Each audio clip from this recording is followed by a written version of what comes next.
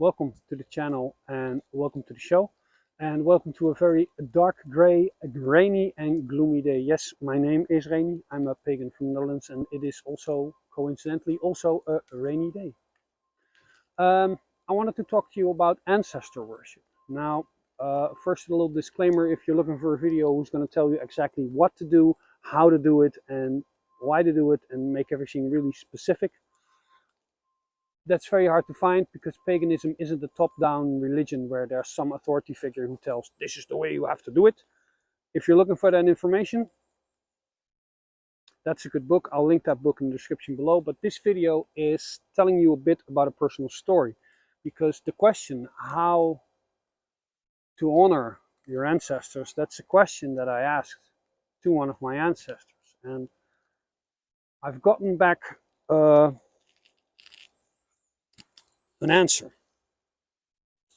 And that answer was very profound. So I think I'm allowed to share it. And I think in talking about that story and that answer, I think as a whole we can understand a bit better what we do when we worship our ancestors and why it's so useful, why it's so beautiful. Now I'm going to get into a bit of a personal story here, not too deep. My childhood I didn't experience as nice. I didn't feel really good. I'm not going to get deep into that, but everything was gray and I felt like nobody understood me. But in my childhood, there was one person that were like a light that I clinged on to, and that was my grandfather. Now, my grandfather has kind of like this spiritual energy about him, this quietness that just like his aura has depth and quietness. But on the other hand, he was also a military man. He served in the military. He worked as a police officer many years. And he had like this muscular build, these broad shoulders. So it was like this sensitive man who was also very tough. So he was like someone I look up to. He was like a positive masculine role model in a time where there was lots of misery in my life. So I loved him. Now the day came inevitably when he died. Now when he died, my family rented out like the biggest funeral home and the biggest hall that they could find. But even though the hall wasn't big enough to accommodate all the people that wanted to say goodbye to my grandfather, like there were people outside waiting that couldn't get into the hall.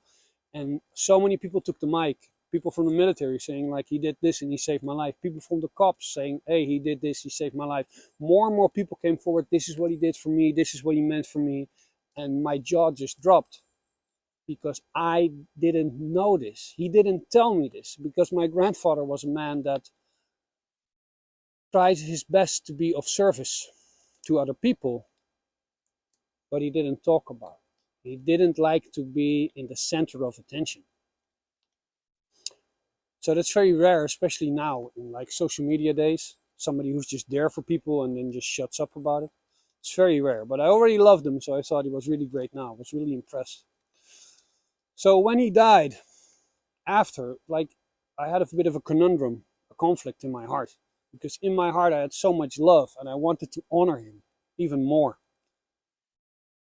But I knew that he didn't like to be honored. He didn't like to have the spotlight on him.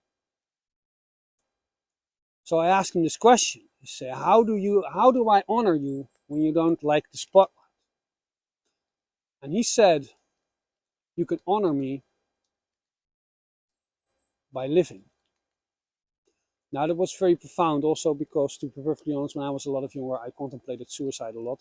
So it was, on the first hand, that answer was saying like, no, the one thing you could do is just go on living. But what that meant on a deeper level was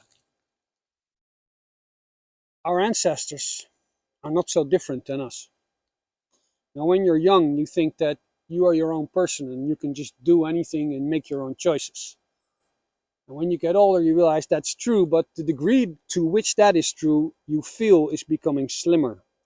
Because the problems that your fathers and your grandfathers before them have, they pass on to you, those struggles. And even your body. A lot of the time, we get the same body that our ancestors had.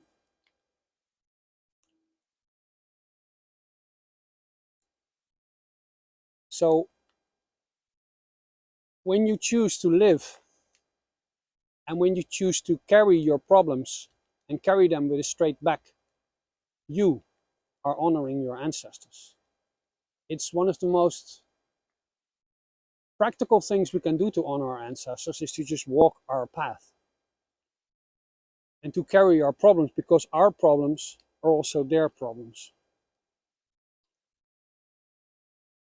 It reminds me of a very ancient prayer by Native Americans. It's a Lakota prayer. The prayer in Lakota goes, Tonkashila wama yanka yo, le miesha nawiyan yelo he, which translates to, Grandfather, behold, this is me, standing up.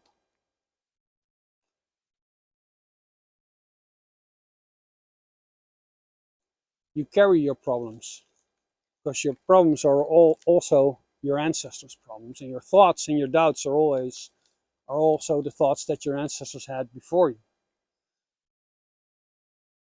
When you contact your ancestors and when you really feel that they are with you, you're going to get a feeling of understanding and of love that you're not going to get anywhere else, because the things that you struggle with are the things that they struggle with. Your ancestors aren't some far-flung concept just somewhere in the cosmos somewhere. Your ancestors are inside your blood, are inside your veins. They're inside your thoughts, they're inside your qualities, and they're inside your troubles. So, I want to thank my grandfather for sharing that message with me, and I hope you appreciate the fact that I can share it here with you. Now, I'm not going to show you pictures of my grandfather because he didn't like the spotlight, so I'm sure as hell not going to put him on YouTube. But I think this message is a good message. So, alu, alu. Go with the gods. Ga met de goden. Thank you for sharing this journey with me, and I'll see you all next week.